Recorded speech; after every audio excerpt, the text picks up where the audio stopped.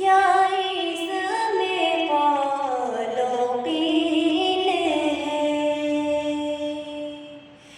ذات نبی۔ علیکم ورحمۃ اللہ وبرکاتہ، نحمدہ ونصلی علی رسولہ الکریم، اما بعد، اعوذ باللہ من الشیطان الرجیم، بسم اللہ الرحمن الرحیم، رب اشرح لی صدری ویسر لی امری واحلل عقدۃ من لسانی یفقہوا قولی۔ ارشاد باری تعالیٰ ہے، یا ایہا النبی انا ارسلناک شاہدا ومبشرا ونذیرا وداعیا الی اللہ بإذنہ وسراجا منیرا وبشر المؤمنین بأن لهم من اللہ فضلا کبیرا۔ صدق اللہ العظیم۔ السلام علیکم ورحمۃ اللہ وبرکاتہ، نحمدہ ونصلی علی رسولہ الکریم، اما بعد، فاعوذ باللہ من الشیطان الرجیم، بسم اللہ الرحمن الرحیم، رب اشرح لی صدری ویسر لی امری واحلل عقدۃ من لسانی یفقہوا قولی۔ ارشاد باری تعالیٰ ہے، یا ایہا النبی انا ارسلناک شاہدا ومبشرا ونذیرا وداعیا الی اللہ بإذنہ وسراجا منیرا وبشر المؤمنین بأن لهم من اللہ فضلا کبیرا۔ صدق اللہ العظیم۔ الحمدللہ وکفی وسلام علی عبادہ الذین اصطفی۔ اللہ سبحانہ وتعالیٰ فرماتے ہیں سورہ الاحزاب میں کہ اے نبی، بے شک ہم نے آپ کو بھیجا ہے گواہ بنا کر اور خوشخبری سنانے والا بنا کر اور ڈرانے والا بنا کر، اور آپ داعی ہیں، دعوت دینے والے ہیں اللہ کی طرف اس کے اذن سے، اور آپ روشن چراغ ہیں، اور خوشخبری دے دو مومنوں کو کہ بے شک ان کے لیے بہت بڑا فضل ہے۔ ہم لوگ مطالعہ کر رہے ہیں سیرت النبی کا، اور ہم نے اب تک پڑھا کہ کس طرح سے جیسے ہی آپ صلی اللہ علیہ وسلم نے توحید کا پیغام دیا اور ایک اللہ کی طرف سب کو بلایا تو آپ کی مخالفتیں شروع ہو گئیں۔ وہ لوگ جو آپ کو صادق اور امین کہتے تھے، آپ سے محبت کرتے تھے، ایک دم سے آپ کے خلاف ہو گئے اور آپ کو اذیتیں اور آپ کو تکلیفیں دینے لگے، اور جو لوگ بھی مسلمان ہو رہے تھے ان کو اتنا پریشان کیا، اتنا ٹارچر کیا، حتیٰ کہ وہ لوگ مجبور ہو گئے ہیں حبشہ کی جانب ہجرت کرنے کے لیے۔ اب جب یہ لوگ حبشہ کی جانب ہجرت کر گئے تو مشرکین مکہ نے بہت کوشش کی کہ ان لوگوں کو واپس لے آئیں، لیکن یہ واپس لانے میں بھی ناکام ہوئے، تو ان کا غصہ اور غضب اور بھڑک گیا، اور بچے کچے مسلمانوں پر اور آپ صلی اللہ علیہ وسلم پر ظلم کے پہاڑ توڑنا شروع کر دیے، حتیٰ کہ آپ صلی اللہ علیہ وسلم کی تعذیب اور قتل کی کوششوں میں لگ گئے۔ چنانچہ ایک بار عتیبہ بن ابی لہب، جو کہ نبی صلی اللہ علیہ وسلم کا داماد تھا، رشتہ طے ہو چکا تھا، ابو لہب کا بیٹا تھا، اس نے آپ صلی اللہ علیہ وسلم کے پاس آ کر کہا کہ وہ ثم دنا فتدلی کے ساتھ کفر کرتا ہے، یعنی کہ جبرائیل علیہ السلام کا انکار کرتا ہے، وحی کا انکار کرتا ہے، جو کہ سورہ نجم کی آیات ہے، اور وہ آپ کو پریشان کرنے لگا اور آپ کی ایذا رسانی کے در پہ ہو گیا۔ اس نے آپ کا کرتا کو پھاڑا اور آپ کے چہرے مبارک پر تھوکنے کی کوشش کی، لیکن اللہ تعالیٰ نے وہ تھوک اسی کے چہرے پہ پلٹا دیا۔ آپ نے فرمایا، یا اللہ، تو اس پر اپنے کتوں میں سے کوئی کتا چھوڑ دے۔ اس کے بعد وہ ایک قافلے کے ساتھ ملک شام گیا، جہاں پر اس کو ایک شیر نے پھاڑ کھایا۔ اب دیکھیے آپ صلی اللہ علیہ وسلم کے عزت پر کس قدر ٹارچر ہو رہا ہے، آپ کو کتنا زیادہ پریشان کیا جا رہا ہے، لیکن آپ کے لیے آپ کی عزت نفس سے زیادہ دین کی عزت محبوب ہے، اور آپ جو ہیں وہ کبھی بھی ان سب چیزوں کے باوجود بھی اللہ کے دین کے کام سے، تبلیغ کے کام سے نہیں رک رہے ہیں۔ اس کے بعد اسی طرح کا ایک بار اور واقعہ پیش آیا کہ آپ صلی اللہ علیہ وسلم سجدے میں تھے کہ عقبہ بن معیط جو کہ آپ صلی اللہ علیہ وسلم کا بہت ہی بڑا دشمن تھا، اس نے آ کر آپ کی گردن مبارک کو اپنے پاؤں سے اس قدر بے رحمی سے روندا کہ معلوم ہوتا تھا کہ آپ کی آنکھیں نکل جائیں گی۔ دیکھیے یہ نبی ہیں، یہ سرکار دو عالم ہیں، یہ اتنے بڑے نبی رسول کے ساتھ اس طرح کی بے حرمتی کر رہے ہیں اور ان کو اتنی ایذا دے رہے ہیں۔ سوچئے اگر ہم سجدے میں ہوتے ہوں، کسی کا اگر ہم حرم کوئی گیا ہوگا تو اس نے اس چیز کا اس کو دھیان ہوگا کہ اگر ہلکا سا ہاتھ پاؤں بھی کسی کا لگتا ہے تو کتنا برا لگتا ہے اس وقت، نہ کہ کسی کو اس طرح سے اذیت دینا۔ لیکن آپ صلی اللہ علیہ وسلم اس کے بعد بھی جمے ہوئے ہیں، دین کے کام میں لگے ہوئے ہیں اور آپ برابر دین کی دعوت دیتے چلے جا رہے ہیں۔ واقعات کی رفتار سے معلوم ہوتا تھا کہ مشرکین نے اسلامی دعوت روکنے کی مختلف کوششیں ناکام ہونے کے بعد سنگین سے سنگین حد تک گزر چکے یہ لوگ، اور انہوں نے جو ہے آپس میں بات چیت شروع کر دی۔ ایک روز ابو جہل نے قریش سے کہا، آپ لوگ دیکھ رہے ہیں کہ محمد ہمارے دین کو عیب لگانے، ہمارے آبا اجداد کی بدگوئی کرنے، ہمارے عقیدے کو بیوقوف ٹھہرانے اور ہمارے معبودوں کو برا بھلا کہنے کے علاوہ کوئی بات ماننے کو تیار نہیں۔ اس لیے میں اللہ سے عہد کرتا ہوں کہ ایک بھاری بھرکم پتھر لے کر بیٹھوں گا اور جب یہ نماز میں سجدے کی حالت میں ہوگا تو اس کا سر کچل دوں گا۔ نعوذ باللہ، آپ صلی اللہ علیہ وسلم کی کس قدر مخالفت کی جا رہی ہے۔ اس کے بعد کہتا ہے کہ پھر تم چاہو تو مجھے جو ہے میری مدد کرنا، چاہو تو مجھے بے یار و مددگار چھوڑ دینا، یعنی کہ چاہو تو میری مدد نہ کرنا۔ اس کے بعد بنو عبد المناف میرے ساتھ جو چاہے کریں، مطلب اسے یہ ڈر بھی نہیں ہے کہ ان کے قبیلے والے جو چاہے کریں، لیکن میں آپ صلی اللہ علیہ وسلم کو اعوذ باللہ قتل کر کر رہوں گا۔ اور کہہ رہا ہے واللہ، تو ان لوگوں نے کہا، قریش کے لوگوں نے، واللہ ہم تمہیں ہرگز اکیلا نہیں چھوڑیں گے، تمہیں جو کرنا ہے کرو۔ اب یہ لوگ بھی جو ہیں باقی لوگ بھی شے دے رہے ہیں ابو جہل کو۔ اس کے بعد جب صبح ہوئی تو ابو جہل ویسے ہی ایک پتھر لے کر بیٹھ گیا۔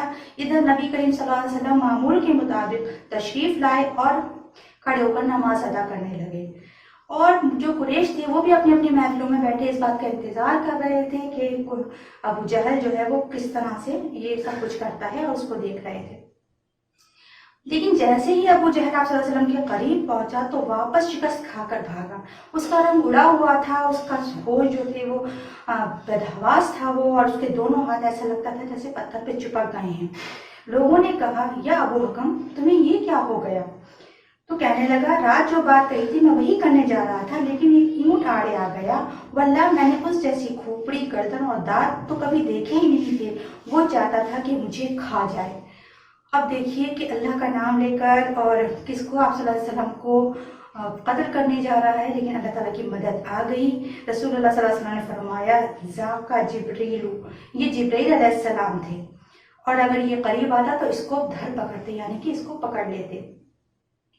اور دیکھیے ہم پڑھتے ہی ہیں سورہ الضحیٰ میں کہ ما ودعک ربک وما قلی، نہیں چھوڑا آپ کے رب نے آپ کو، نہ ہی وہ آپ سے ناراض ہوا ہے۔ یعنی کہ ہر موقع پہ اللہ تعالیٰ جو ہے وہ آپ صلی اللہ علیہ وسلم کی مدد کر رہے ہیں، ان کی حفاظت کر رہے ہیں، چاہے یہ لوگ کتنے ہی سخت جو ہیں وہ تدبیریں کر رہے ہیں آپ صلی اللہ علیہ وسلم کو نقصان پہنچانے کی، لیکن یہ لوگ ناکامیاب ہو رہے ہیں۔ دوسری چیز ہم نے اس کے یہاں پر دیکھا کہ ایک بار اس کو ابو الحکم کہا گیا اور ایک بار ابو جہل، تو شاید آپ لوگ پہلے پڑھ چکے ہوں، لیکن اس کو ابو الحکم کہتے ہیں۔ اس کی کنیت تھی ابو الحکم، کیونکہ ابو الحکم کہتے ہیں حکمت کا باپ، بہت زیادہ سمجھدار تھا، بہت زیادہ اس کے اندر سوجھ بوجھ تھی، وسڈم تھی، لیکن اس کے بعد جو ہے یہ حق کو نہیں پہچان سکا، ایمان نہیں لایا، آپ صلی اللہ علیہ وسلم کو نہیں پہچانا کہ یہ آپ صلی اللہ علیہ وسلم سچے نبی ہیں۔ تو انسان کے پاس کتنا ہی علم کیوں نہ ہو، اگر اس علم سے وہ حق کو نہیں پہچانتا، اللہ کو نہیں پہچانتا، تو وہ علم اس کا بیکار ہے۔ اسی لیے آپ صلی اللہ علیہ وسلم اس کو ابو جہل یعنی کہ جہالت کا باپ کہا کرتے تھے۔ بہرحال ایک اور واقعہ اس کے بعد اس سے بھی زیادہ سنگین واقعہ جو ہے وہ پیش آیا، اور اس میں یہ ہوا کہ ایک بار آپ صلی اللہ علیہ وسلم جو تھے وہ خانہ کعبہ میں تشریف لائے، آپ جو ہے طواف کر رہے تھے، تو کچھ لوگ بیٹھے تھے قریش کے، اور وہ آپ کے اوپر طعنہ زنی کرنے لگے، جس کا اثر آپ کے چہرے مبارک پر دیکھا گیا۔ آپ نے ایک چکر میں کچھ نہیں کہا، دوسرے چکر میں کچھ نہیں کہا، لیکن جب تیسرا چکر لگایا تو آپ صلی اللہ علیہ وسلم رکے اور آپ نے ان سے کہا، اتسمعون یا معشر قریش، اے قریش کے لوگوں میری بات سنو، उस ज़ात की कसम जिसके हाथ में मेरी जान है, मैं तुम्हारे ज़िबह का हुक्म लेकर आया हूँ। आप सल्लल्लाहु अलैहि वसल्लम की बात सुनकर उनको इतना सख्ते में तारी हो गए, मानो जैसे सर पे उनकी चुंदे आके बैठ गई हों। यानी कि उनकी समझ में आ गया था कि ये अल्लाह के रसूल हैं, जानते थे, और अबू लहब के बेटे का अंजाम भी देख चुके थे कि उसको शेर ने फाड़ खाया था। लेकिन उसके बाद भी इन लोग जो थे ये टसे मस नहीं हो रहे थे, इनके हठधर्मी इस कदर बड़ी हुई थी कि मानने को तैयार नहीं थे। लेकिन उस वक्त ये डर गए और उन्होंने आप सल्लल्लाहु अलैहि वसल्लम से सॉरी बोला और उनसे जो है आपको मनाने लगे। लेकिन अगले दिन ये लोग फिर इकट्ठा हुए और आप सल्लल्लाहु अलैहि वसल्लम जब आए तशरीफ़ लेकर, तो ये सब दौड़कर आपके पास आए और उन्होंने पूछा उनमें से एक ने, क्या तुम वही हो जो हमारे बाप दादा के माबूदों से हमें रोकते हो? आप सल्लल्लाहु अलैहि वसल्लम ने फरमाया, हाँ मैं वही हूँ। ये सुनते ही सब के सब आपके ऊपर पिल पड़े। कोई ललकार रहा था, कोई जो है वो आपको कुछ कह रहा था, कोई कुछ कह रहा था। यहाँ तक कि उक़बा बिन अबी मुअय्यिद जो था उसने आपके कपड़े को यानी कि आपकी चादर को गले में लपेट कर इस तरह से बल दिए और सख्ती से निहायत आपका गला घोटने लगा। इधर हजरत अबू बकर को किसी ने इत्तला दी कि अपने साथी को बचाओ। वो दौड़ते हुए आए, उन्होंने उक़बा बिन मुअय्यिद को जो था वो कंधों से पकड़कर आप सल्लल्लाहु अलैहि वसल्लम से अलग किया। फिर वो किसी को मार रहे थे और किसी को से लड़ रहे थे और ये कहते जा रहे थे कि हाय अफसोस तुम पर, तुम एक आदमी को इसलिए कत्ल कर रहे हो कि वो कहता है कि मेरा रब अल्लाह है। यानी कि उसकी खता क्या है, वो तो सिर्फ ये कह रहा है कि मेरा रब अल्लाह है, एक अल्लाह की तरफ बुला रहा है, तो तुम उस वजह से उसकी जान लेने के दर पे हो। खैर सब लोग जो थे वो फिर आप सल्लल्लाहु अलैहि वसल्लम को छोड़कर अबू बकर उनके ऊपर टूट पड़े और उनको इस कदर मारा कि उनके चेहरे उनके नाक में तमीज़ करना मुश्किल हो गया था। यानी कि चेहरा मुबारक इस कदर सूज गया था। अब जो था उनके सर पर 4 चोटियां बनी हुई थी और उनके बालों को इस कदर उनको खींचा गया था। कहते हैं कि जब उनके बालों को हाथ लगाते थे तो बाल हाथों में आ रहे थे। बनु तीन यानी कि उनके कबीले के लोग उन्हें लपेट कर कपड़े में घर ले आए और घर में दाखिल कर दिया। उनको उनकी मौत में कोई शुबा ना था कि ये शायद अब कुछ ही देर के मेहमान हैं, क्योंकि इस कदर उनको मारा था। लेकिन जो है सर शाम अल्लाह ताला के हुक्म से उन्हें होश आ गया, वो बोल पड़े और उन्होंने बोलते ही सबसे पहले आप सल्लल्लाहु अलैहि वसल्लम की खैरियत दरियाफ्त की। पूछा कि आप सल्लल्लाहु अलैहि वसल्लम खैरियत से हैं? तो इस पर उनके कबीले वालों ने उन्हें मलामत की कि देखो जिसकी वजह से इतना पिटे हैं उसी के बारे में आप भी पूछ रहे हैं। उसके बाद उन्हें खाना पीना दिया गया, तो उन्होंने खाना पीना भी जब तक खाना गवारा ना किया कि जब तक उन्हें आप सल्लल्लाहु अलैहि वसल्लम के बारे में वो पता न चल जाए कि वो खैरियत से हैं, ठीक है। अब जो था उनको फिर रात में पहुंचाया गया जो था दार अरकम, और वहाँ जाकर आप सल्लल्लाहु अलैहि वसल्लम को जब उन्होंने सही सलामत देखा तो उसके बाद उन्होंने खाना खाया। अब आप इस समय ये देखिए कि मुश्किलात बढ़ती जा रही हैं, मुखालफतें होती जा रही हैं, लगातार मुखालफतें आपकी हो रही हैं, आपके कत्ल की साजिशें हो रही हैं। कोई दिन ऐसा नहीं जा रहा है जहाँ कुछ न कुछ हो ना रहा हो, लेकिन वहीं अल्लाह ताला की मदद भी फराहम हो रही है। अल्लाह ताला शदीद मुखालफतों में भी आप सल्लल्लाहु अलैहि वसल्लम की और उनके सहाबा की मदद कर रहे हैं। कभी इंसान के जरिए जैसे हज़रत अबू बकर को भेजकर मदद कराई, कभी फरिश्तों के जरिए, कभी हैवान के जरिए जैसे शेर ने फाड़ खाया। तो कहीं ना कहीं हम लोग ये सोचते हैं कि हालात बहुत ज़्यादा संगीन हो गए हैं, बहुत मुश्किल हो गए हैं, अब कुछ नहीं हो सकता, मुसलमानों का क्या होगा, और हम लोग फ़ौरन मायूस हो जाते हैं। लेकिन शदीद मुखालफतों में भी इंसान होप नहीं छोड़े, अल्लाह पे भरोसा रखे, अल्लाह से मदद मांगे, अल्लाह की मदद ज़रूर आती है। इन्हीं संगीन हालात से रसूल अल्लाह और मुसलमान जो गुजर रहे थे, ऐसे वाक़यात पेश आए जिनके नतीजे में कुरैश के 2 जांबाज सरफरोश मुसलमान हो गए और उनकी क़ुव्वत के साए में मुसलमानों ने बड़ी राहत पाई।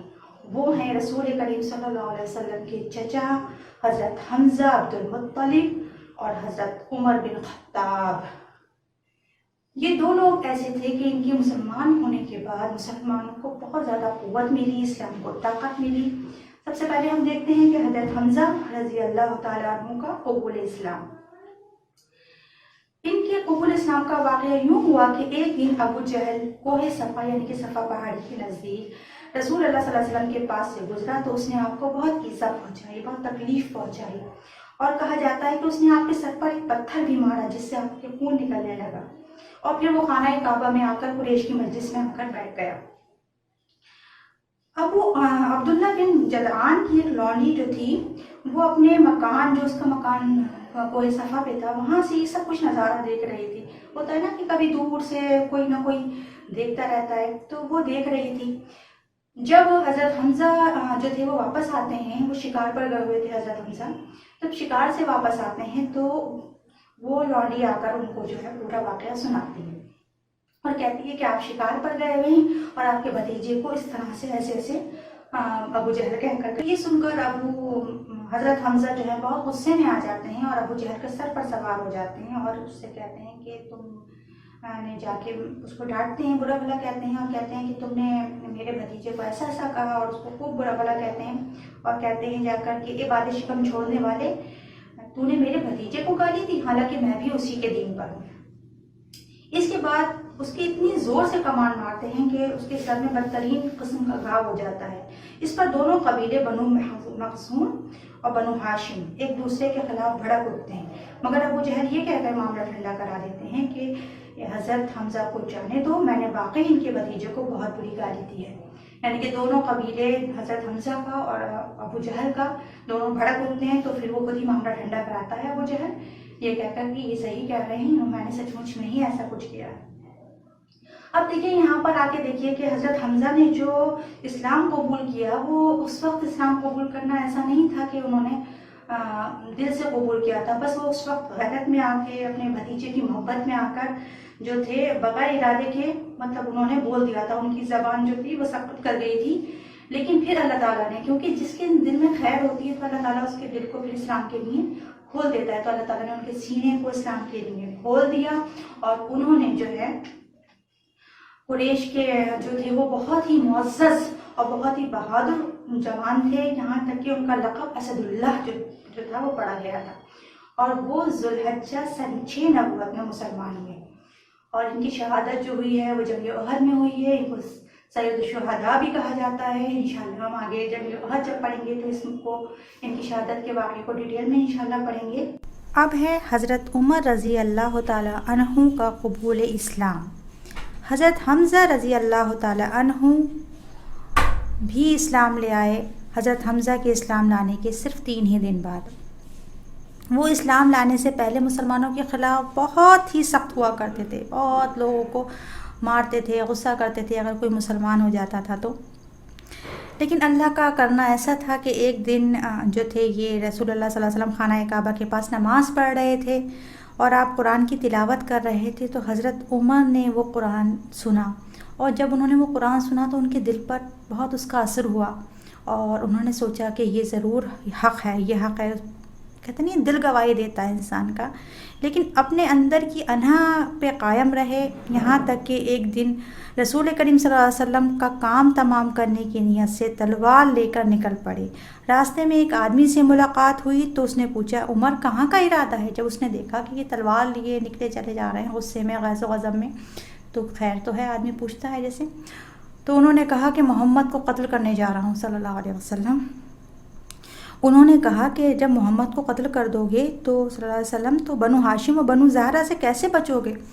تو انہوں نے کہا کہ لگتا ہے تم بھی بے دین ہو گئے ہو، یعنی کہ انہیں یہ لگا کہ یہ بھی آپ صلی اللہ علیہ وسلم کا ساتھی ہے تو اس طرح کی بات کر رہا ہے، اور اس وقت جو مسلمان ہوتا تھا اس کو بے دین کہا جاتا تھا۔ اس نے کہا عمر تمہیں حیرت کی بات نہ بتاؤں، تمہاری بہن اور بہنوئی بھی تمہارا دین چھوڑ چکے ہیں۔ یہ سن کر حضرت عمر نے غصے میں بالکل ایک دم طیش آ گیا انہیں کہ یہ کیا ہوا، میں تو اوروں کو مار رہا ہوں کہ اسلام قبول نہ کریں، میرے بہن بہنوئی بھی اسلام قبول کر لیا۔ تو وہ غصے اور غضب میں اپنی بہن بہنوئی کے گھر کی طرف بڑھے اور ان کے دروازے پہ پہنچے تو اندر حضرت خباب جو تھے وہ سورہ طٰہٰ کی تلاوت کر رہے تھے۔ جیسے ہی انہوں نے حضرت عمر کی آواز سنی تو وہ چھپ گئے ڈر کے مارے، کیونکہ حضرت عمر ویسے ہی غصے کے بہت تھے، اور بہن نے جلدی سے وہ صحیفہ جو تھا وہ پیپر لپیٹ کر چھپا دیا۔ جب یہ اندر پہنچے تو انہوں نے پوچھا کہ یہ بنبناہٹ کیسی تھی، کس بات کی آواز آ رہی تھی، تم لوگ کیا پڑھ رہے تھے؟ تو انہوں نے کہا نہیں ہم کچھ نہیں، ہم لوگ آپس میں باتیں کر رہے تھے۔ انہوں نے بہنوئی اور بہن سے کہا لگتا ہے غالباً تم دونوں بھی بے دین ہو چکے ہو۔ بہنوئی نے کہا اچھا عمر یہ بتاؤ اگر حق تمہارے دین کی ماں سوا میں ہو تو؟ اتنا سننا تھا کہ حضرت عمر اپنی بہنوئی پر چڑھ بیٹھے اور انہیں بری طرح کچل دیا۔ بہن نے لپک کر انہیں اپنے شوہر سے الگ کیا اور تو انہوں نے اپنی بہن کو ایسا چاٹ مارا کہ ان کا بھی چہرہ خون آلود ہو گیا۔ بہن نے جوش غضب میں کہا، عمر اگر حق تیرے دین کے سوا ہو تو، اور پھر انہوں نے گواہی دی کہ اشہد ان لا الہ الا اللہ و اشہد ان محمد رسول اللہ، میں گواہی دیتی ہوں کہ اللہ کے سوا کوئی عبادت کے لائق نہیں اور محمد صلی اللہ علیہ وسلم اللہ کے رسول۔ اتنا سننا تھا کہ وہ مایوسی اور ندامت کے ساتھ بیٹھ گئے۔ ان کو بہت زیادہ شرم محسوس ہوئی بہن کا چہرہ دیکھ کر خون میں سنا ہوا۔ پھر انہوں نے کہا کہ تمہارے پاس جو کتاب ہے لاؤ، اس کو مجھے بھی دو، میں اس کو پڑھوں گا۔ بہن نے کہا تم ناپاک ہو اور اس کو صرف پاک لوگ ہی چھو سکتے ہیں، اٹھو اور غسل کرو۔ انہوں نے اٹھ کر غسل کیا، پھر وہ کتاب لی اور پڑھا بسم اللہ الرحمن الرحیم، اور جب انہوں نے یہ پڑھا تو کہا یہ تو بہت ہی پاکیزہ نام ہے۔ اس کے بعد انہوں نے سورۃ طٰہٰ کی تلاوت کری اور اس آیت تک تلاوت کی انہوں نے، اننی انا اللہ لا الہ الا انا فاعبدونی واقیموا الصلاۃ للذکر۔ یہاں تک پڑھنے کے بعد انہوں نے کہا یہ تو بڑا عمدہ، پاکیزہ اور محترم کلام ہے، مجھے محمد صلی اللہ علیہ وسلم کا پتہ بتاؤ۔ یہ سن کر حضرت خباب بھی باہر آ گئے اور انہوں نے کہا خوش ہو جاؤ، کیونکہ اس سے پہلے وہ بہت زیادہ ڈر گئے تھے، صحن کے اندر چھپ گئے تھے۔ اب انہیں لگا کہ شاید ان کے دل میں حق اتر آیا۔ وہ باہر آئے اور انہوں نے خوشخبری دی اور کہا کہ جمعرات کی رات رسول کریم صلی اللہ علیہ وسلم نے تمہارے متعلق جو دعا کی تھی اللہ تعالیٰ نے اسے قبول کر لیا ہے۔ اور انہوں نے حضرت خباب نے انہیں بتایا کہ آپ صلی اللہ علیہ وسلم نے دعا کی تھی کہ اے اللہ، عمر بن خطاب اور ابو جہل بن ہشام میں سے جو تیرا محبوب ہو اس کے ذریعے اسلام کو قوت پہنچا، یہ وہی ہے، یعنی کہ تم انشاءاللہ اب اسلام قبول کر لو گے۔ پھر بتایا کہ اس وقت رسول کریم صلی اللہ علیہ وسلم صفا کے پاس دار ارقم میں ہیں۔ حضرت عمر جو تھے وہاں سے نکل کر دار ارقم کے پاس پہنچے اور وہاں پہ جا کے دروازے کو دستک دی۔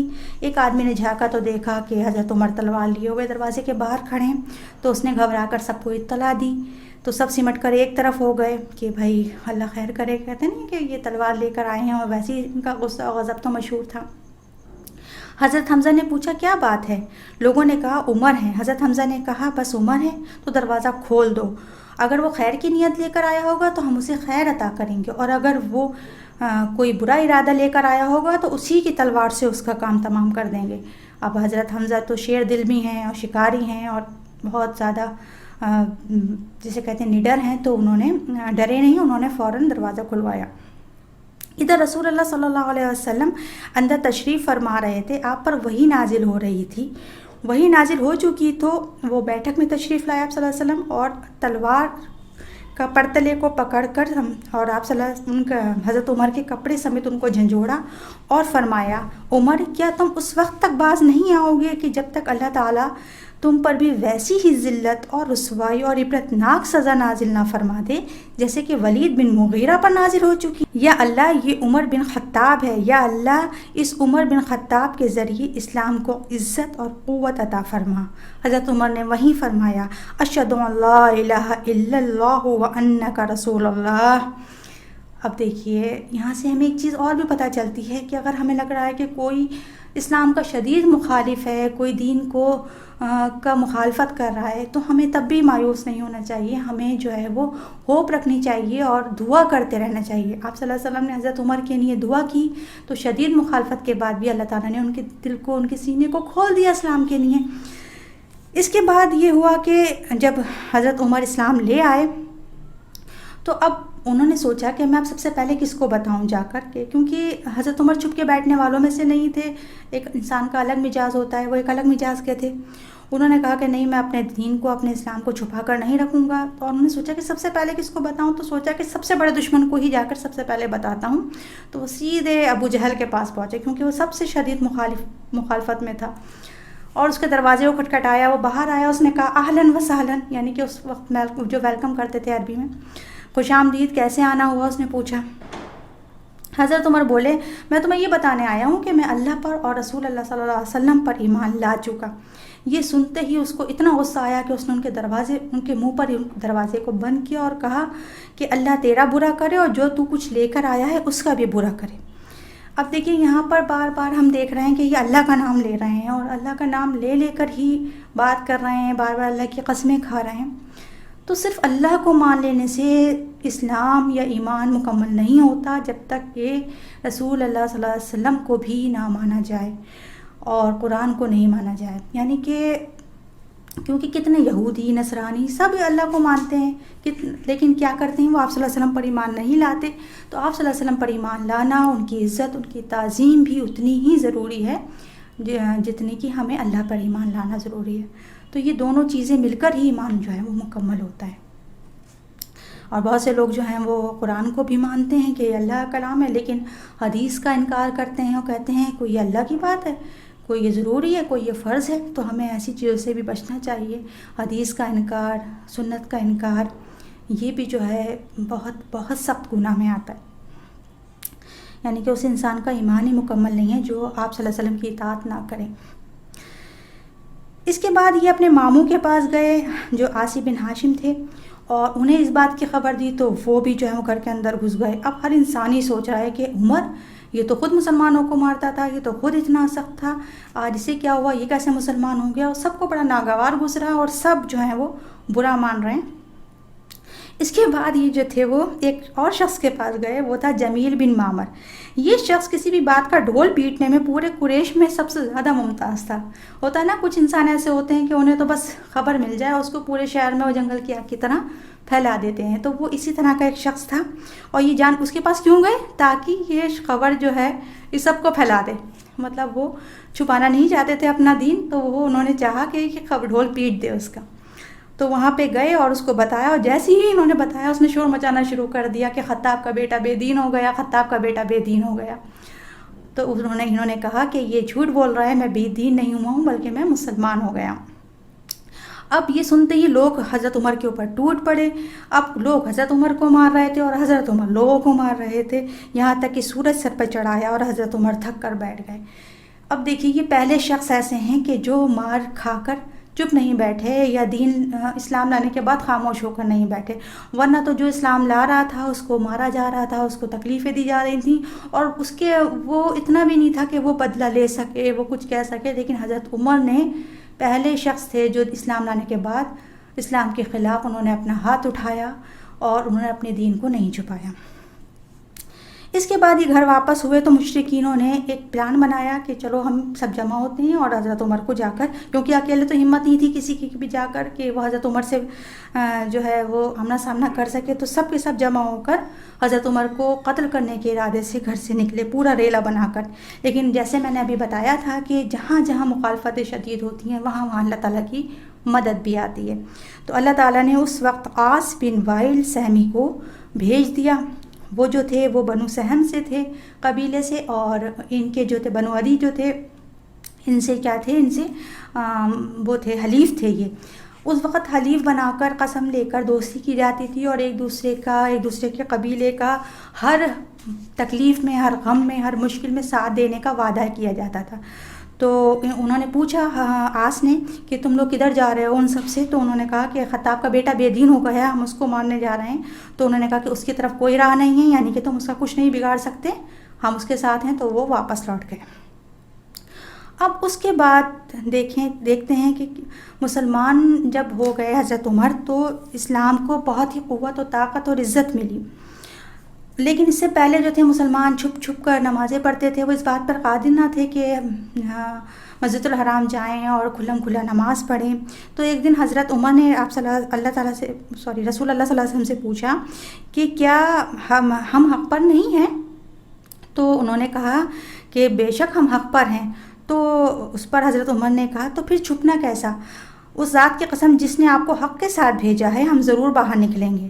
چنانچہ مسلمان نبی کریم صلی اللہ علیہ وسلم کو ہمراہ ہو کر، یعنی کہ ان کو ساتھ لے کر 2 صفوں میں، یعنی کہ 2 لائنز میں نکلے. ایک لائن کو جو تھا وہ لیڈ کر رہے تھے حضرت حمزہ رضی اللہ تعالیٰ عنہ، اور دوسری کو حضرت عمر. اور یہ لوگ جو ہیں 2 قطاروں میں 2 لائنز میں کہاں پہنچے؟ مسجد الحرم پہنچے. اور جب قریش نے ان کو دیکھا تو ان کے دلوں پر ایسی چوٹ لگی کہ جیسی کہ اب تک نہیں لگی تھی. یعنی کہ قریش کے لیے سب سے بڑا دھکا تھا ان کے دلوں پر، اور وہیں سے ان کا نام جو تھا حضرت عمر کا جو لقب تھا وہ فاروق پڑا. فاروق کہتے ہیں فرق کرنے والے کو، حق اور باطل میں فرق کرنے والا۔ حضرت ابن مسعود کا بیان ہے کہ جب حضرت عمر اسلام قبول کیا تو ہم برابر طاقتور ہو رہے تھے اور ہم باعزت ہو رہے تھے۔ انہوں نے یہ بھی فرمایا کہ ہم خانہ کعبہ کے پاس نماز پڑھنے پر قادر نہ تھے حتیٰ کہ حضرت عمر نے اسلام قبول کر لیا۔ اسی طرح ایک اور صحابی کا قول ہے کہ جب حضرت عمر اسلام لائے تو اسلام ظاہر ہوا، اس کی اعلانیہ دعوت دی گئی۔ ہم حلقے لگا کر بیت اللہ میں بیٹھتے اور اس کا طواف کرتے، نمازیں پڑھتے، اور ہم پر جو سختیاں کرتے تھے ہم اس کا انتقام لیا اور ہم نے بعض مظالم کا جواب دیا، یعنی کہ اب اسلام کو، دین کو قوت ملی۔ اس کے بعد آتی ہے پرکشش مرغوبیات کی پیشکش، یعنی کہ جب انہوں نے دیکھا کہ حضرت حمزہ اور حضرت عمر مسلمان ہو چکے ہیں اور ان کی قوت دن پر دن بڑھتی جا رہی ہے، تو انہوں نے سوچا کہ ایسا کچھ ہم کرتے ہیں کہ شاید اور کوئی ہتھ کنڈا اپنائیں اور کوئی طریقہ اپنائیں۔ تو ان میں ایک بہت سمجھدار شخص تھا، وہ تھا عبد الولید، اور ان میں جو سب سے زیادہ عمردار بھی تھا اور سب سے زیادہ سمجھدار بھی تھا۔ تو لوگوں نے کہا کہ ایسا ہے عبد الولید آپ جائیں اور ان کو سمجھائیں، تو ان سے بات کر کے آئیں۔ اب یہ آپ صلی اللہ علیہ وسلم بیٹھے تھے ایک دن، تو ابو الولید آتا ہے اور کہتا ہے کہ بھائی بھتیجے، ان کو بھتیجے کہتے تھے، تم ہماری قوم میں جو ہو تم سب سے بہت معزز ہو اور تمہارا مرتبہ مقام جو ہے وہ، اور تم ہمارے بہترین آدمی ہو، حسب و نسب کی طرف سے بھی تم بہت بہترین ہو، لیکن تم جو لے کر آئے ہو اس نے ہمیں بہت پریشان کر دیا ہے کہ یہ کیا بات ہے کہ ایک اللہ کو مانیں اور جو 360 خدا ہیں ان کو چھوڑ دیں۔ تو انہوں نے کہا کہ میں تمہارے پاس کچھ چیزوں کی پیشکش لایا ہوں، تم اس پر غور کرو، تم انہیں سنو، ہو سکتا ہے کوئی چیز تم قبول کر لو۔ آپ صلی اللہ علیہ وسلم نے فرمایا ابو الولید آپ فرمائیں، میں سن رہا ہوں۔ انہوں نے کہا بھتیجے، یہ معاملہ جس کو تم لے کر آئے ہو، اگر اس سے تم چاہتے ہو کہ تم مال حاصل کرو تو تمہارے لیے ہم اتنا مال جمع کر دیں گے کہ تم ہم میں سب سے زیادہ رئیس ہو جاؤ گے، سب سے زیادہ مالدار ہو جاؤ گے، اور اگر تم عزت و مرتبہ چاہتے ہو تو ہم تمہیں اپنا سردار بنا لیتے ہیں، یہاں تک کہ تمہارے بغیر کسی معاملے کا فیصلہ نہ کریں گے، اور اگر تم چاہتے ہو کہ بادشاہ بن جاؤ تو ہم تمہیں اپنا بادشاہ بنا لیتے ہیں، اور اگر تمہارے اندر خواہش نفس ہے تو تم قریش کی جس عورت کو بھی چاہو منتخب کر لو، چن لو، ہم تمہاری 10 عورتوں سے شادی کرا دیتے ہیں، اور اگر یہ جو تمہارے پاس آتا ہے یعنی کہ جبرائیل علیہ السلام یہ کوئی جن بھوت ہے تو ہم اس کو بھی دفع کرنے کا انتظام کر دیتے ہیں، تمہارا علاج ہم کرا دیتے ہیں، اور علاج پہ جو بھی خرچ آئے گا وہ بھی ہم کرنے کو تیار ہیں۔ یہ ساری انہوں نے پیشکش رکھی۔ اب دیکھیے یہ ساری باتیں سن کر آپ صلی اللہ علیہ وسلم کا رویہ دیکھیے کہ آپ صلی اللہ علیہ وسلم کیا کر رہے ہیں۔ اگر ہم سے کوئی اس طرح کی کوئی پیشکش کرے تو ہم ایک دم بھڑک جاتے ہیں، ایک دم سے پینک ہو جاتے ہیں کہ ارے ہمیں ایسا سمجھ رکھا ہے، ہمیں لالچی سمجھ رکھا ہے، ہم سے ایسے کہہ رہو ویسے کہہ رہو۔ لیکن آپ صلی اللہ علیہ وسلم نے کچھ نہیں کہا، بلکہ کیا کرا، قرآن پیش کیا۔ نبی کریم صلی اللہ علیہ وسلم نے فرمایا ابو الولید تم اپنی بات کہہ چکے؟ انہوں نے کہا ہاں۔ آپ نے فرمایا اب میری بات سنو۔ انہوں نے کہا ٹھیک ہے سنوں گا۔ اس کے بعد رسول کریم صلی اللہ علیہ وسلم نے یہ آیت تلاوت کی، اور جب اس آیت پر آئے کہ بس اگر وہ روح گردانی کریں تو تم کہہ دو کہ میں تمہیں عاد اور سمود کی کڑک جیسی ایک کڑک کے خطرے سے آگاہ کرتا ہوں، یعنی کہ ان کو عذاب کی بشارت دے دو۔ یہ سنتے ہی اب جو ابو الولید تھا اس نے اپنے ہاتھ رسول اللہ صلی اللہ علیہ وسلم کے چہرے پر رکھ دیے اور کہا، اور قربت داری کا اور رشتہ داری کا واسطہ دے کر کہنے لگا کہ یہ عذاب نہ آئے، اس کو روک دو، اس کو روک دو۔ اب دیکھیے کہ ہے تو کافر لیکن اس کے بعد بھی ڈر رہے ہیں، اللہ کے عذاب کی آیات سن رہے ہیں، کیونکہ قرآن جو ہے وہ دل پہ اثر کرتا ہے، دل پہ چوٹ کرتا ہے۔ جب عذاب کی آیتیں سنی تو وہ ابو الولید خوف کھا گیا، وہ ڈر گیا۔ پھر جب وہ واپس گیا تو قریش نے کہا کہ ابو الولید تم وہ چہرہ لے کر تو نہیں آئے ہو جو تم لے کر گئے تھے، یعنی کہ تم گئے تو بڑے اس میں تھے اور آئے ہو تو بالکل زرد ہو رہے ہو، پیلے ہو رہے ہو۔ تو انہوں نے ابو الولید نے کہا کہ دیکھو میں جو تم اس شخص کا پیچھا چھوڑ دو اور اس کا معاملہ تم میرے اوپر چھوڑ دو، اور خبر یہ ہے کہ میں ایک ایسا کلام سن کر آیا ہوں کہ واللہ میں نے ایسا کلام کبھی نہیں سنا، واللہ یہ نہ تو شاعر ہے، نہ جادوگر ہے، نہ کاہن ہے۔ قریش کے لوگوں میری بات مانو اور اس معاملے کو مجھ پر چھوڑ دو، اس شخص کو اس کے حال پر چھوڑ دو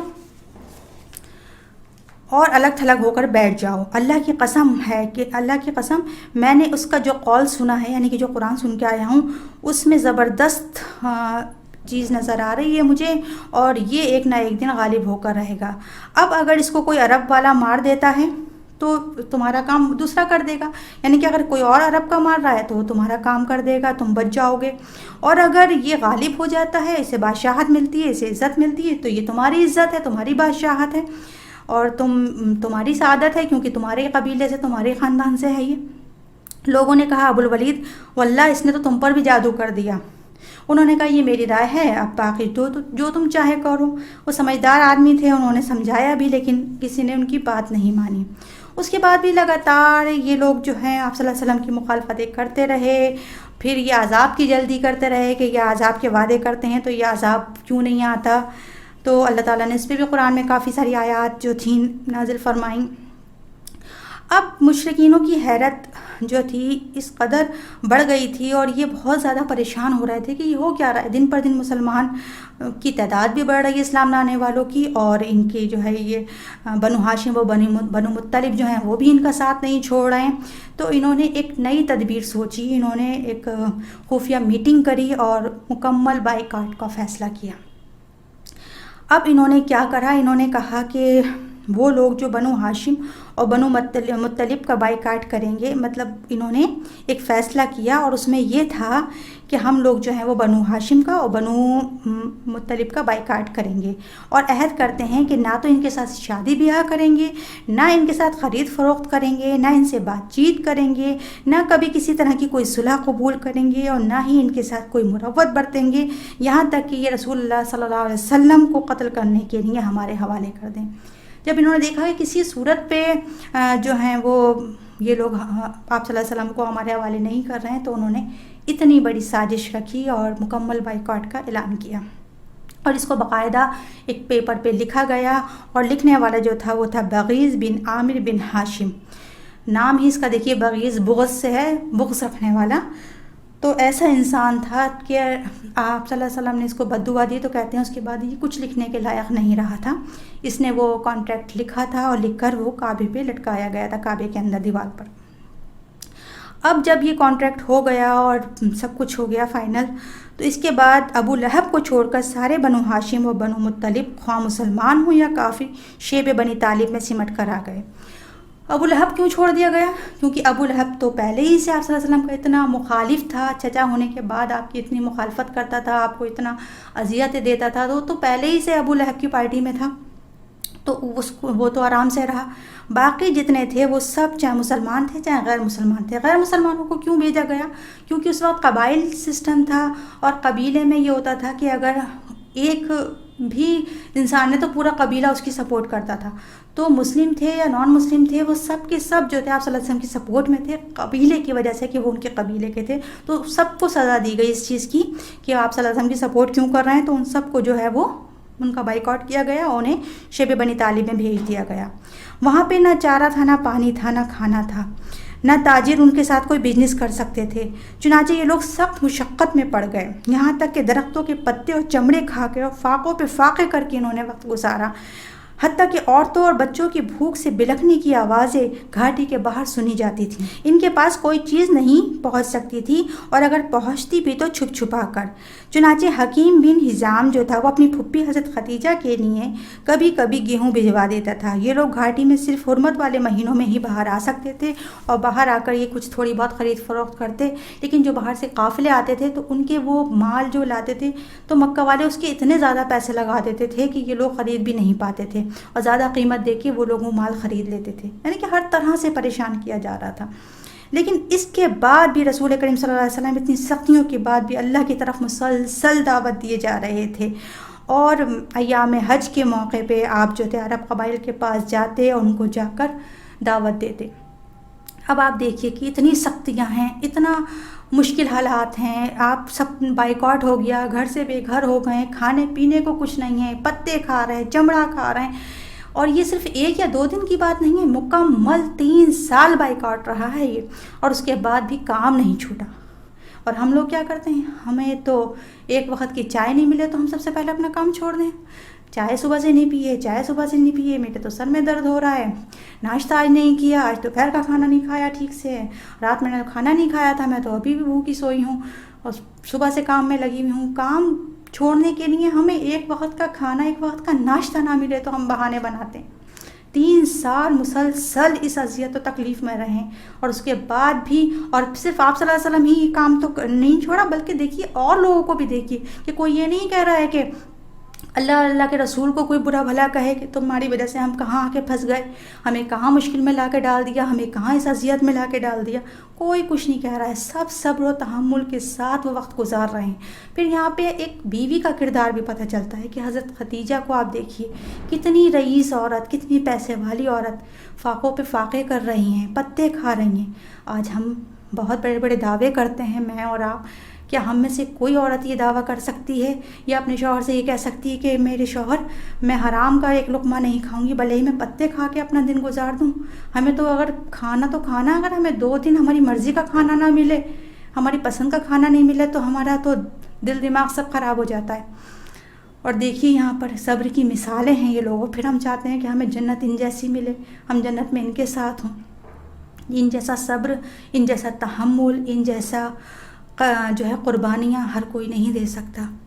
اسی میں حضرت سعد بن ابی وقاص، وہ بھی اسی اس میں تھے، ان کے واقعات میں ملتا ہے کہ کہتے ہیں کہ میرے پیر تلے کوئی گیلی سی کوئی چیز آئی، تر چیز آئی، اور اندھیرا تھا، میں نے اس کو اٹھا کر منہ میں رکھ لیا. مجھے نہیں آج تک پتا کہ وہ کیا چیز تھی. کہتے ہیں بھوک کا یہ عالم تھا، اس قدر شدت تھی. ایک بار کہتے ہیں کہ پیشاب تلے کسی چیز کی کھڑ کھڑ کی آواز آئی، دیکھا تو اونٹ کا چمڑا تھا، اس کو دھویا، پاک کیا، اس کو جلایا، اس کا چورن بنایا، کوٹ کے 2 پتھروں کے درمیان اس پہ 3 دن گزارے.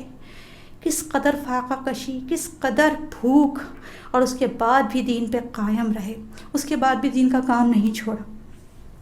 لیکن اللہ تعالیٰ، جیسے کہ پھر بار بار وہی بات آ رہی ہے کہ کتنی ہی مشکلیں ہوں، اللہ تعالیٰ کہیں نہ کہیں راستہ ضرور نکالتا ہے. ان مع العسر یسرا.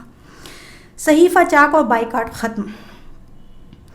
کوئی 3 برس بعد اس ظلم کے خاتمے کا وقت آیا. چنانچہ اللہ تعالیٰ نے ایک طرف 5 اشراف قریش کے دلوں میں یہ بات ڈالی کہ صحیفہ چاک کر کے بائیکاٹ کو ختم کریں، اور دوسری طرف دیمک بھیج کر اس صحیفے میں جو کچھ بھی قطع رحمی اور ظلم کی داستان تھی اس کو چٹ کروا دیا، اور صرف اللہ تعالیٰ کا نام ہی باقی رہا. اب یہ 5 جو لوگ تھے، اس میں سب سے پہلے ہیں ہشام ابن عمرو ابن حارث. انہوں نے جا کر ملے یہ زمیر بن ابو امیہ سے. ان سے جا کر انہوں نے کہا کہ دیکھو ہم لوگ کھا رہے ہیں، پی رہے ہیں، اور ہم لوگ مزے میں ہیں، اور بنو ہاشم کا یہ حال ہے کہ وہ فاقے کر رہے ہیں. تو انہوں نے کہا آپ جائیے، آپ کی تو رشتہ داری ہے، رشتہ داریاں قربت یاد دلائیں. لیکن انہوں نے کہا کہ میں کیا کر سکتا ہوں اکیلا، کوئی اور ہو؟ تو بولے میں آپ کے ساتھ ہوں. تو انہوں نے کہا ایک اور آدمی کو دیکھو. پھر یہ متیم نقدی کے پاس گئے. اس کے بعد پھر یہ تینوں مل کے جو تھے، اور انہوں نے کہا ایک اور کو ڈھونڈیں. تو پھر یہ ابو البختری کے پاس گئے، اور اس کے بعد پھر زمہ بن اسود کے پاس گئے. اس طرح یہ 5 لوگ اکٹھا ہوئے، اور اللہ تعالیٰ نے ان کے دلوں میں ڈالا. کہتے ہیں نا کہ یہ دل جو ہے اللہ تعالیٰ کی 2 کریم انگلیوں کے بیچ میں ہے. اللہ جب چاہے جس طرف پھیر دے. تو تھے تو یہ نان مسلم اس وقت، اور ایمان نہیں لائے تھے، لیکن کہتے ہیں کہ نان مسلم میں بھی کوئی شریف النفس لوگ ہوتے ہیں، کوئی کریکٹر کے اچھے لوگ ہوتے ہیں. تو یہ اسی طرح کے لوگ تھے. یہ بہت ہی ذرا حساس ٹائپ کے لوگ تھے. انہیں اس بات کا احساس ہوا کہ ہم سب کچھ کھا رہے ہیں، پی رہے ہیں، اور ہمارے ہی سامنے اس طرح سے ظلم و زیادتی ہو رہی ہے. بہرحال ان لوگوں نے پلان بنایا، اور پھر یہ لوگ سب اکٹھا ہو کر گئے. چنانچہ صبح کو جب قریش کی محفلیں مسجد الحرم میں جم گئیں تو زہیر ایک جوڑا زیب تن کیے ہوئے آئے، اور انہوں نے بیت اللہ کا طواف کیا، اور پھر لوگوں سے مخاطب ہو کر کہا مکہ والو، ہم کھائیں پہنیں، کپڑے پہنیں، اور سب کچھ کھائیں پئیں، اور بنو ہاشم تباہ و برباد ہوں، نہ انہیں کچھ بیچ سکیں، نہ وہ کچھ خرید سکیں. واللہ میں بیٹھ نہیں سکتا یہاں تک کہ ظالمانہ صحیفے کو چاک کر دیا جائے. ابو جہل نے کہا تم غلط کہتے ہو، واللہ اسے چاک نہیں کیا جا سکتا. اتنے میں زما نے کہا واللہ تم زیادہ غلط کہتے ہو، یہ جب لکھا گیا تھا تب بھی ہم اس کے لکھنے پر راضی نہیں تھے. اب جو تھا وہ ابو البختری نے کہا کہ زما ٹھیک کہہ رہا ہے، اس میں جو کچھ لکھا ہے اس سے نہ ہم راضی ہیں اور نہ ہی ہم اس کو ماننے کو تیار ہیں. اب متیم بن عدی کی باری تھی. انہوں نے کہا تم دونوں ٹھیک کہتے ہو، اس میں جو کچھ بھی لکھا ہے وہ غلط ہے. ہم اس صحیفے کو چاک کریں گے اور ہم اس سے برات کا اعلان کرتے ہیں. پھر ہاشم جو تھے وہ ہشام کھڑے ہوئے اور انہوں نے بھی یہی بات دہرائی. یہ دیکھ کر ابو جہل سمجھ گیا اور اس نے کہا یہ بات رات میں طے کی گئی ہے اور اس کا مشورہ کہیں اور کیا گیا ہے. یعنی کہ وہ سمجھ گیا کہ یہ لوگ میٹنگ بنا کر ہی آپس میں آئے ہیں. اس اس دوران ابو طالب بھی مسجد کے ایک گوشے میں موجود تھے. وہ یہ بتلانے آئے تھے کہ نبی کریم صلی اللہ علیہ وسلم نے انہیں خبر دی ہے کہ صحیفے پر اللہ تعالیٰ نے دیمک کو مسلط کر دیا ہے اور اس میں جو بھی ظلم و قطع رحمی کی داستانیں تھیں وہ سب اس دیمک نے چٹ کر لی ہیں، سوائے اللہ کا نام باقی رہا ہے. اور انہوں نے یہ بھی کہا کہ اگر وہ جھوٹے ہیں، یعنی کہ محمد صلی اللہ علیہ وسلم جھوٹے ہیں، تو ہم تمہارے درمیان سے اور ان کے درمیان سے ہٹ جاتے ہیں، اور اگر وہ سچے ہیں تو تم اس ظالمانہ بائیکاٹ سے باز آؤ. قریش نے کہا کہ آپ جو ہیں وہ انصاف کی بات کر رہے ہیں ابو طالب. اب جب دیکھا گیا اس کو صحیفے کو لا کے تو واقعی اس کو دیمک نے چاٹ کھایا تھا، اور صرف اس میں بسمک اللہم اور جہاں جہاں اللہ کا نام تھا وہی باقی بچا تھا. لہٰذا نبی کریم صلی اللہ علیہ وسلم نے جو خبر دی تھی وہ اللہ کی نشانیوں میں سے ایک نشانی تھی. ان کو جبریل علیہ السلام نے آ کر یہ خبر دی تھی، جسے مشرکینوں نے اپنی آنکھوں سے دیکھا. یعنی کہ وہ معجزہ جو تھا کہ وہ آپ صلی اللہ علیہ وسلم تو وہاں پہ نہیں گئے تھے اور نہ ہی اور کوئی گیا تھا ان کا ساتھی، لیکن وہ ان کو خبر مل گئی تھی. تو یہ بھی ایک معجزہ تھا جنہیں مشرکین نے اپنی آنکھوں سے دیکھا، لیکن وہ اپنی گمراہی پہ اور گمراہی بھرے رویوں پہ برقرار رہے. بہرحال بائیکاٹ ختم ہوا اور رسول اللہ صلی اللہ علیہ وسلم اور آپ کے ساتھی اس گھاٹی سے باہر نکل آئے. تو یہاں تک ہم نے آج اس کا مطالعہ کیا ہے سیرت النبی کا، اور انشاءاللہ اس کا بعد ہم نیکسٹ لیسن میں اس سے آگے کا ہم پڑھیں گے. اس کے بعد ہے عام الحزن، غم کا سال. کس طرح ایک سال میں آپ صلی اللہ علیہ وسلم پر کتنے سارے غموں کے پہاڑ ٹوٹے ہیں. اس لیسن سے متعلق آپ لوگوں کے جو بھی سوال ہوں آپ لوگ پوچھ سکتے ہیں. جزاک اللہ خیر. السلام علیکم ورحمۃ اللہ وبرکاتہ. میرا سوال تھا عمل کے متعلق کہ سیرہ کو مینلی پڑھنے کا ہمارا مقصد ہوتا ہے کہ ہم اس کو اپنی پریکٹیکل لائف میں عمل میں لے کر آئیں. تو آپ ایک دفعہ اگر عمل کے پوائنٹس دوبارہ سے بتا دیں کہ کن کن چیزوں پر ہمیں عمل کرنا چاہیے، خاص طور پہ کس چیز کا خیال رکھنا چاہیے، اور پریکٹیکل لائف میں ہم سیرہ کو کیسے اپلائی کر سکتے ہیں، تو انشاءاللہ تعالیٰ سب کے لیے آسانی ہوگی. السلام علیکم ورحمۃ اللہ وبرکاتہ. جی ماشاءاللہ آپ نے صحیح بات کی ہے کہ ہمارا سیرت پڑھنے کا صرف یہی مقصد نہیں ہونا چاہیے کہ کوئی ایک کہانی ہے اور ہم اس کو سنتے چلے جائیں. ہمارا جو مین مقصد ہے سیرت کا وہ یہی ہے کہ ہم اس میں سے عمل کی باتیں نوٹ کریں اور اپنی زندگی میں اس کو لائیں، کیونکہ اس میں سے ہی ہمیں زندگی جینے کا صحیح طریقہ پتہ چلتا ہے. تو ابھی ہم نے جو آج کا لیسن پڑھا اس میں ہم نے دیکھا، اور اس سے پہلے بھی ہم یہ دیکھ رہے ہیں کہ تبلیغ کے لیے لوگوں کو قرآن سنانا کتنا ضروری ہے، کیونکہ قرآن ہی دل پہ اثر کرتا ہے. ابو الولید آئے تو بھی آپ نے دیکھا کہ آپ صلی اللہ علیہ وسلم نے کچھ جھنجھلائے نہیں، کچھ غصہ نہیں کیا، کچھ برا بھلا نہیں کہا، کچھ پینک نہیں ہوئے، بلکہ ان کے آگے بھی قرآن پیش کیا. حضرت عمر نے بھی آپ صلی اللہ علیہ وسلم کا قرآن سنا تو ان کے دل پہ اثر ہوا، پھر انہوں نے خود پڑھا تو اس کا اثر ہوا. تو تبلیغ کے لیے قرآن سنانا بہت ضروری ہے. ہم اپنے ویوز پیش کرنے کی جگہ ہم قرآن کو پیش کریں، کیونکہ قرآن ہی ایک ایسا کلام ہے یہ سب سے پہلے کہ اللہ کا کلام ہے اور یہ دلوں کو بدلتا ہے. اور اس کے لیے ہمیں اس کا علم ہونا بہت ضروری ہے، ہمیں اس کو خود سیکھنا بہت ضروری ہے. ایسا تو نہیں کہ ہم بنا سیکھے ہی دوسروں کو بتانے کھڑے ہو جائیں، اور کوئی ہم سے سوال کرے تو ہمیں پتہ ہی نہ ہو کہ ہم اس کو جواب کیا دیں سامنے والے کو. تو ہمیں اس کے لیے سب سے پہلے اس کو خود سیکھنا ہے اور پھر اس کو آگے پہنچانا ہے. دوسری چیز ہم نے دیکھا کہ آپ صلی اللہ علیہ وسلم کی عزت پہ، آپ صلی اللہ علیہ وسلم کے نفس کے اوپر کتنا زیادہ آپ کو ٹارچر کیا جا رہا ہے، آپ کی عزت تک پر آ رہا ہے. تو اپنی عزت کو، اپنی انہا کو، اپنی ذات کو سے باہر نکل کر ہمیں دین کا کام کرنا پڑے گا. اگر ہم ذرا سی باتوں کو مائنڈ کریں گے، آپ صلی اللہ علیہ وسلم پہ تو اتنے بڑی سمجھ جیسے پہاڑ ٹوٹ پڑیں، لیکن انہوں نے بھی یہ نہیں کہا کہ مجھے ایسا کہا جا رہا ہے، مجھے ویسا کہا جا رہا ہے، اور آپ کام چھوڑ کر بیٹھ جاتے ہیں. ہمیں تو کوئی آدھی بات کہتا ہے تو ہم سب سے پہلے دین کا کام چھوڑنا چاہتے ہیں کہ دین کا کام چھوڑیں، ہمیں یہ کہہ دیا، ہمیں وہ کہہ دیا، ہمیں ملا نے کہہ دیا، فلاں، تو ہم جو ہے دین کا کام سب سے پہلے چھوڑ دیتے ہیں. تو ہمیں اپنی عزت، اپنی انہا، اپنی ذات کے خود سے باہر نکل کے ہی دین کا کام اور دین کی خدمت کرنی ہے. اور پھر اس کے علاوہ ہم نے دیکھی، اس میں یہ بھی دیکھا کہ مال، اقتدار، سرداری، عروج، نفس کی محبت، یہ جب تک دل سے نہیں نکلے گی دین کے کام میں ثابت قدمی نہیں آ سکتی. آپ صلی اللہ علیہ وسلم کو سب چیزیں پیش کی گئیں کہ یہ لے لو، یہ لے لو، یہ لے لو، لیکن آپ صلی اللہ علیہ وسلم نے دین کو ہی پریفرنس دی اور دین کے ہی کام کو جو ہے وہ اس پہ استقامت کے ساتھ جمے رہے. پھر ایک چیز یہ کہ لوگوں سے مثبت طریقے سے اصلاح کرنی ہے لوگوں کی، کسی کے کو سر پہ سوار نہیں ہو جانا، کسی کو برا بھلا نہیں کہنا، محبت سے، لوگوں کی خیر خواہی سے. اور خیر خواہی کرنے سے ہی کیا ہوتا ہے، اللہ تعالیٰ جو ہے وہ استقامت دیتا ہے. حضرت حمزہ کے واقعات میں بھی دیکھا کہ وہ اپنے بھتیجے کی خیر خواہی میں گئے تھے اور اللہ تعالیٰ نے ان کے دل کو دین کے لیے کھول دیا. اسی طرح جیسے کہ میں نے ابھی بار بار بتایا ہے کہ شدید مخالفتوں میں بھی انسان صبر کا دامن نہیں چھوڑے, امید نہیں ہارے, اللہ پہ توکل رکھے, گھبرائے نہیں مشکلات میں, کیونکہ اگر ہم صبر پہ قائم رہیں گے تبھی یہ مشکلات جو ہیں وہ آسانی میں بدلیں گی.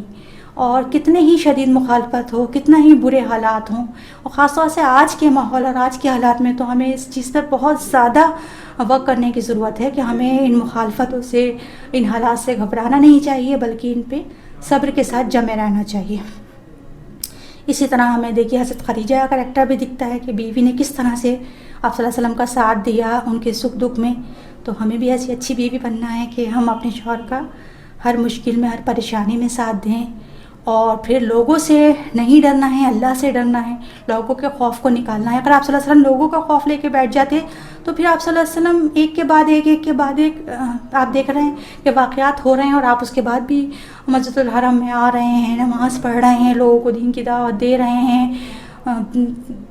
کام نہیں چھوڑ رہے ہیں. تو ہم مستقل دیکھتے گئے کہ آپ صلی اللہ علیہ وسلم نے اپنا کام نہیں چھوڑا. تو ہمیں بھی دین کے کام میں استقامت رکھنی ہے. ایک دن کا کام نہیں ہے کہ ایک دن جو جذبے کے ساتھ ہم کھڑے ہو گئے اور ہم نے دین کی دعوت کر دیا, اس کے بعد ہم گھر میں بیٹھ گئے. اس میں اللہ تعالیٰ ہمیں استقامت عطا فرمائے. اور کوئی سوال؟ السلام علیکم باجی, میرا سوال یہ ہے کہ ابو لہب اور ابو جہل دونوں کیا بھائی تھے؟ جی وعلیکم السلام ورحمۃ اللہ وبرکاتہ. ابو لہب اور ابو جہل جو تھے یہ بھائی نہیں ہیں, بلکہ ان کا نام جو ہے دونوں کی کنیتیں ہیں, وہ ملتی جلتی ہیں, تو لوگ اکثر کنفیوز ہو جاتے ہیں اس میں. ابو لہب جو تھا آپ صلی اللہ علیہ وسلم کا چچا تھا اور آپ کا سب سے مخالف تھا. شروع ہوتے ہی آپ کی نبوت اس نے سب سے زیادہ مخالفت پہلے دن سے ہی کی تھی, اور یہ قبیلہ بنو ہاشم سے تھا, آپ صلی اللہ علیہ وسلم کے ہی قبیلے سے تھا. اور اس کی کنیت ابو لہب اس لیے پڑی تھی کہ لہب کہتے ہیں شعلے کو. اس کا چہرہ جو تھا وہ ایک دم سے لال اور شعلے کی طرح بھڑکتا ہوا تھا, تو اس کو ابو لہب لوگ کہتے تھے. اور یہ بہت ہی ظالم اور بہت ہی برا انسان تھا. آپ صلی اللہ علیہ وسلم پہ بہت تکلیفیں اس نے پہنچائیں, اسی لیے اس کے اوپر ایک آیت اتری ہے اور اس میں اس کے لیے جہنم کے عذاب کی بشارت ہے. اس کو تبت یدا جو ہم پڑھتے ہیں. اور ابو جہل جو تھا یہ بنو مخزوم قبیلے سے تھا, اور یہ جو تھا آپ کا بہت بڑا مخالف تھا. یہ جو تھا اس کا نام تھا عمرو بن ہشام, اور اس کی کنیت تھی ابو الحکم. جیسے کہ میں نے ابھی آپ کو بتایا کہ اس کو ابو الحکم یعنی کہ حکمت کا باپ کہا جاتا تھا, لیکن اس نے حق کو نہیں کو بولا تو آپ صلی اللہ علیہ وسلم اس کو ابو جہل کہا کرتے تھے. اس کے علاوہ کوئی اور سوال ہو تو؟ السلام علیکم ورحمۃ اللہ وبرکاتہ. جی یہ کویشچن ہے کہ حضرت عمر کی بہن اور ان کی بہنوئی کا نام بتائیے گا. جی وعلیکم السلام ورحمۃ اللہ وبرکاتہ. جی سعید ابن زید تھا نام ان کے, جو بہنوئی تھے حضرت عمر کے, اور ان کی بہن کا نام تھا فاطمہ بنت خطاب. اور کوئی سوال تو نہیں ہے؟ ٹھیک ہے, چلیے اب ہم اس کلاس کو ختم کرتے ہیں. سبحانک اللہم و بحمدک نشہد ان لا الہ الا انت نستغفرک و نتوب الیک. السلام علیکم ورحمۃ اللہ وبرکاتہ.